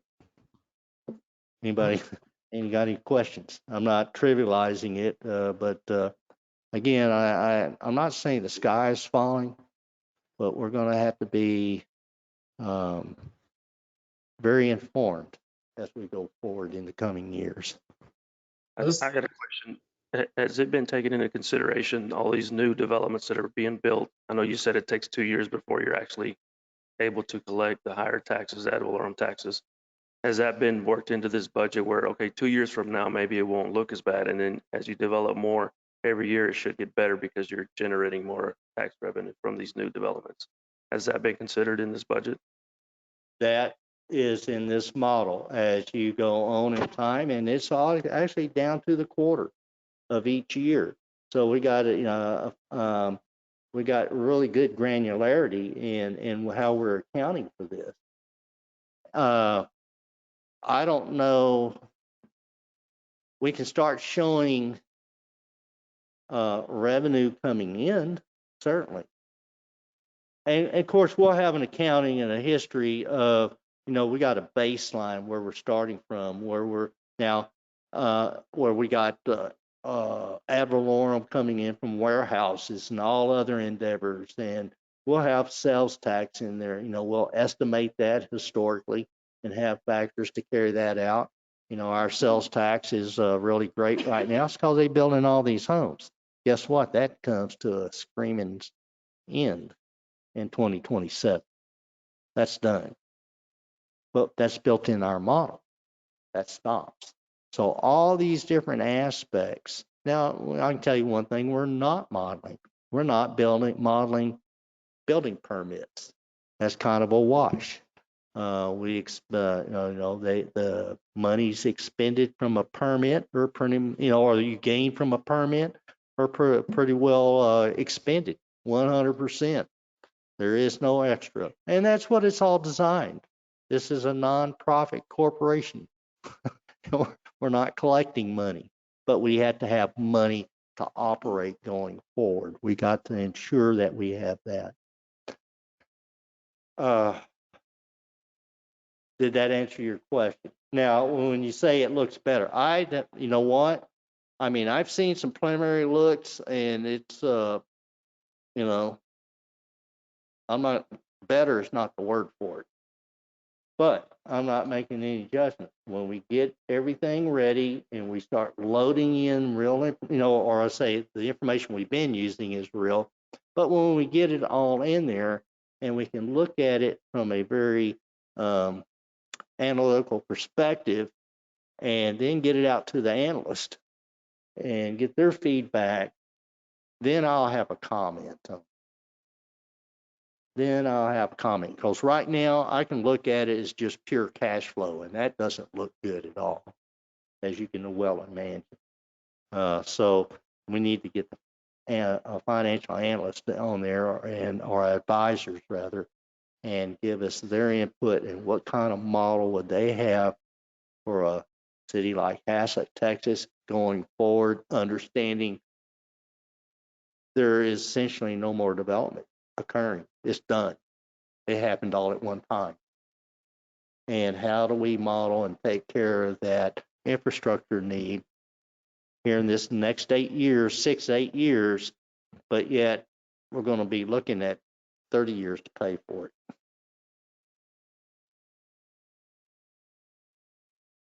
Mayor Pro Tem, you had any questions?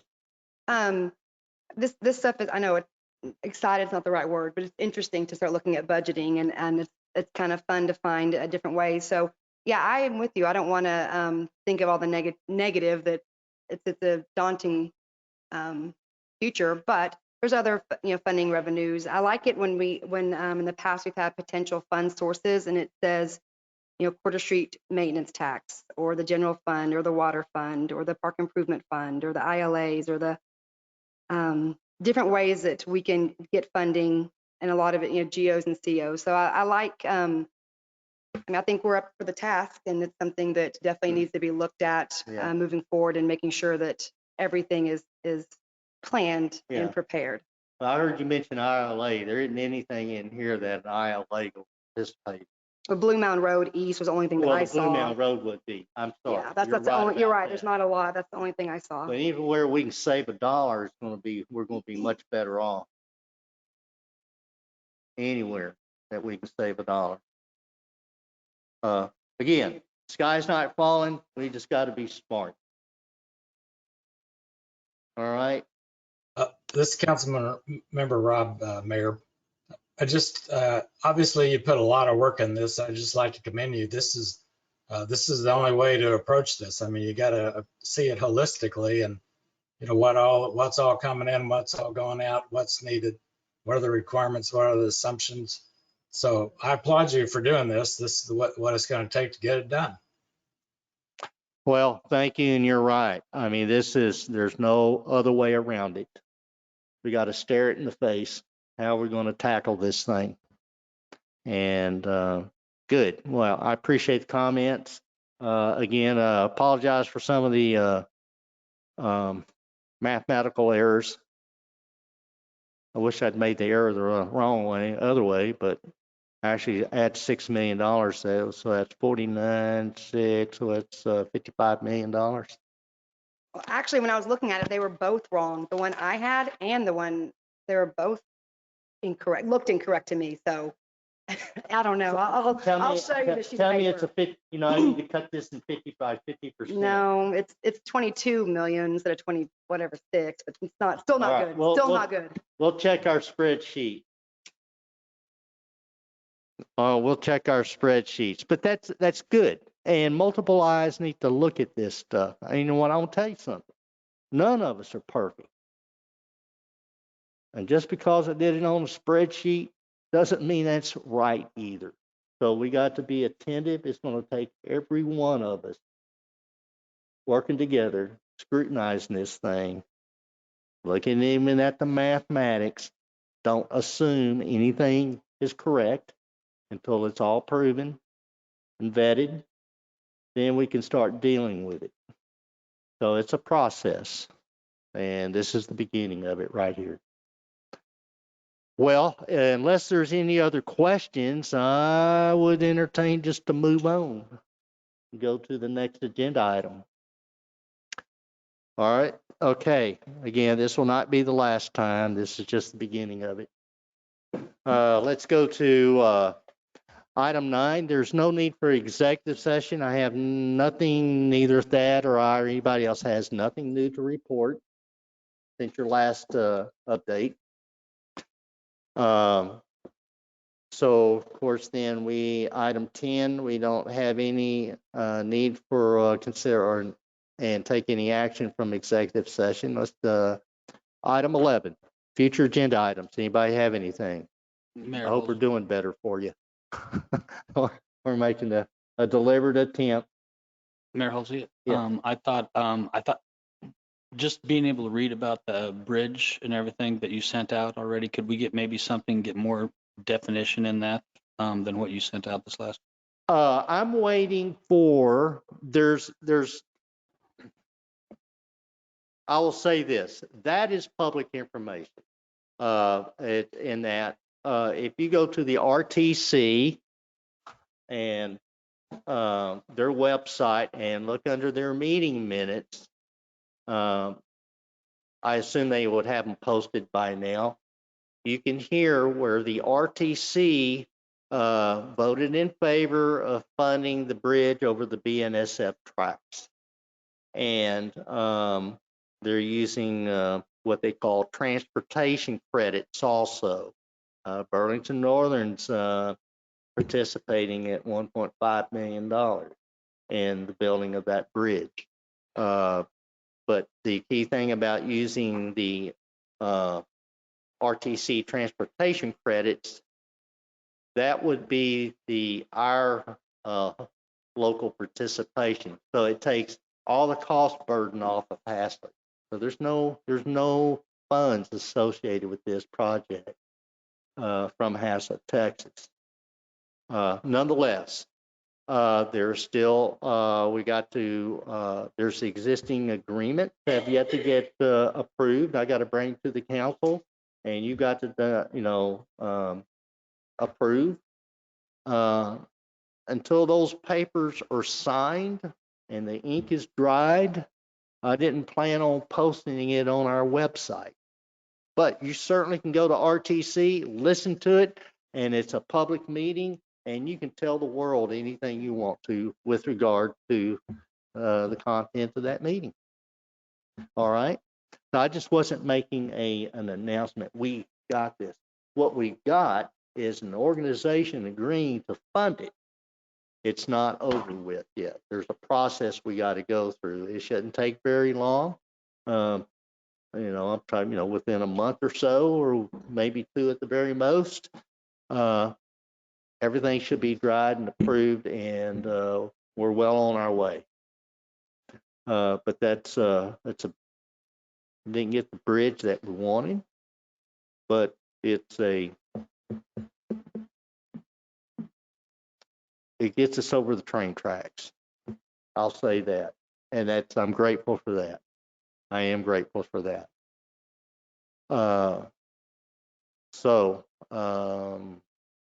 Did I answer your question? All right. Shall we go to item 12? All right. Item 12, adjourn. May I entertain a motion, please? Mayor Halsey, I move to adjourn. Motion's made to adjourn. Is there a second? I'll second. Well, we can stay a little longer if y'all want to. Okay, there is a second. Mayor Pro Tem Morrow. Aye. Councilmember Nahara. Aye. Councilmember Ricketts. Aye. Councilmember Clark. Aye. Councilmember Robb. Aye, very good meeting. Thank you so much. And let me say to you, as you guys go through these materials, particularly like this last item we had, and if you see some errors in there, just send me a message, a text or something, and I'll get it incorporated, because we work on this stuff every day. So work with us. You see something, let me know right away. All right? I appreciate it.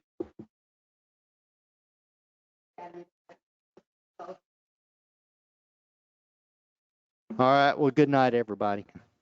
The council meeting is over here. It's at 9:12 p.m.